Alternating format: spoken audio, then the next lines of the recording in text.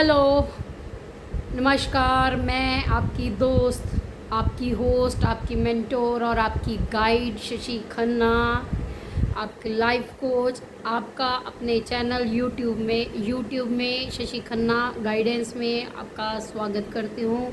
And आशा करती हूँ कि आप सब लोग खुश होंगे, मस्त होंगे, स्वस्थ होंगे, अपने अपने घरों में खूब खूब खुश होंगे। तो चलिए बात करते हैं आज फिर एक नए विषय पर। आजकल सभी जगह जो है रेप की बात चल रही है। अभी थोड़ी दिन पहले एक न्यूज़ आई कि एक 3 साल की बच्ची जो मतलब नई नई स्कूल गई थी, उसके साथ 57 ईयर्स का जो एक आदमी था और वो उसके साथ जो है रेप कर देता है। हर जगह आज रेप की बात होती है। बहुत सारे मतलब इस तरह के केसेस हैं जो हमें भारतवर्ष में देखने को मिलने लगे, जबकि पहले ऐसा नहीं होता था। बट उसके बावजूद भी एक ऐसा रेप है जिसकी कभी भी चर्चा नहीं की गई, और वो रेप है मैरिटल रेप, मतलब शादी के बाद जो हर लेडी के साथ होता है। भारत के हर दूसरे घर में ये रेप होता है। इसका कारण क्योंकि जो औरत है, घर का काम संभालना, double burden of work on बहू, यानी कि जो घर की बहू है, जो घर की महिला है, उसके ऊपर डबल बर्डन है वर्क का। घर का काम, बच्चों की देखभाल, और उसके बाद बाहर भी जाना, बाहर भी पैसा कमाना।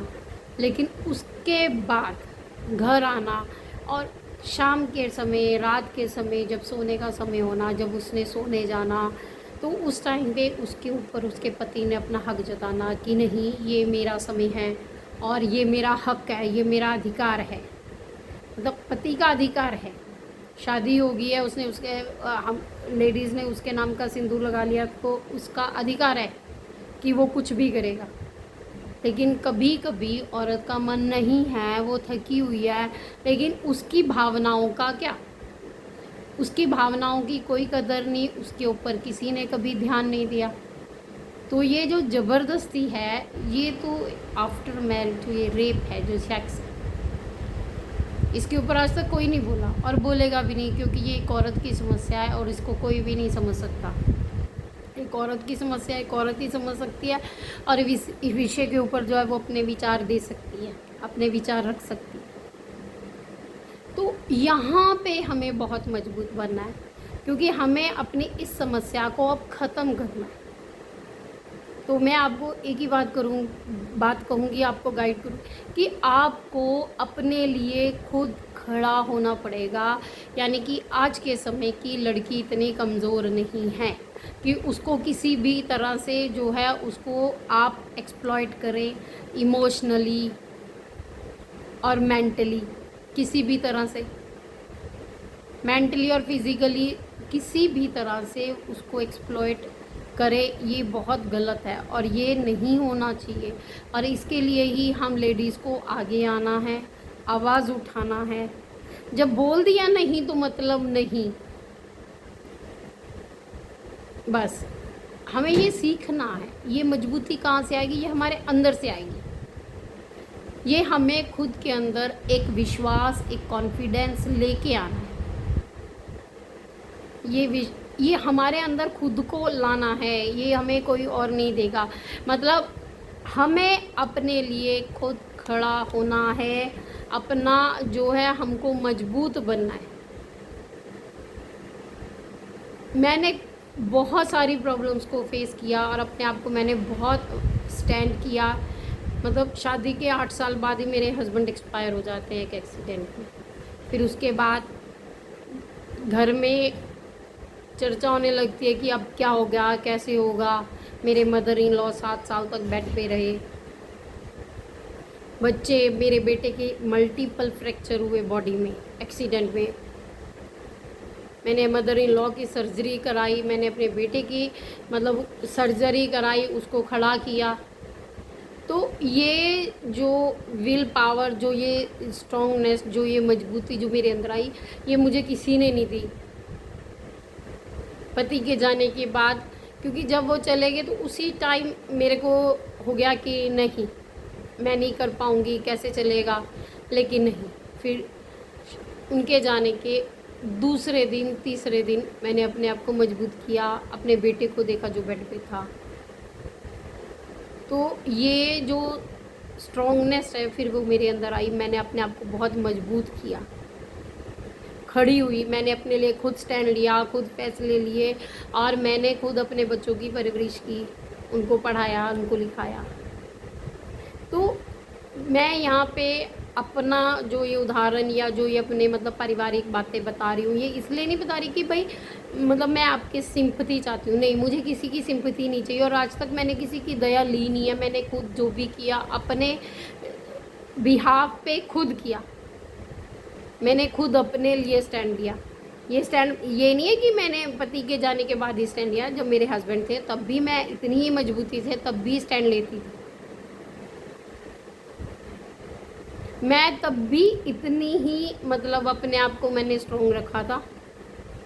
तो मैं आप सब औरतों से, सब लेडीज़ से यही रिक्वेस्ट करूँगी कि ये जो मजबूती है, ये जो बोल्डनेस है ना, ये हमको खुद के अंदर खुद ही लानी पड़ेगी, हमको मजबूत बनना पड़ेगा। क्योंकि जब हम मजबूती के साथ खड़े होके उसकी आंख, सामने वाले की आंख में आंख डालकर बोलेंगे कि नहीं मतलब नहीं, नो मीन्स नो, आप देखिएगा सामने वाला अपने आप ही झुक जाएगा। क्यों? जब आप स्ट्रॉन्ग होंगे ना, जब आप मजबूत होके बात कहते हैं, जब हम बड़ी ही मजबूती के साथ जब हम अपना पक्ष रखते हैं, तो फिर सामने वाला हमारी बात सुनता है।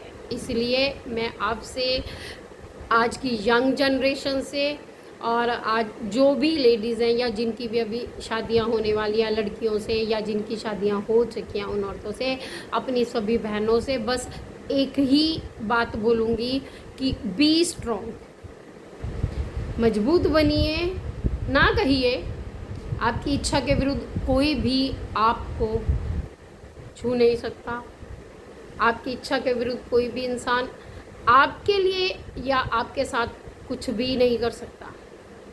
लेकिन बस वो मजबूती हमको अपने अंदर लेके आनी है। Bye bye, have a good day. आज के लिए इतना ही। आशा करती हूँ आपको मेरी ये बात पसंद आई होगी, और आप लोग जो हैं अपने अंदर इतनी मजबूती लाएंगी, इतनी स्ट्रॉन्ग बनेंगी कि आप अपने डिसीजन खुद ले सकें। जब ना है तो ना है, बस दैट्स इट। क्योंकि आप आत्मनिर्भर हैं, आप अपने आत्म सम्मान के साथ जिए, यही मेरे को चाहिए और यही मैं आप सबसे आशा करती हूँ। मैं खुद आत्मसम्मान के साथ जो है मैंने अपना जीवन यापन किया है, और मैं यही चाहती हूँ कि हर औरत जो है आत्मनिर्भर बने, अपने आत्मसम्मान की, अपने स्वाभिमान की रक्षा करे और स्वाभिमानी बने, स्वाभिमानी बने, अभिमानी नहीं।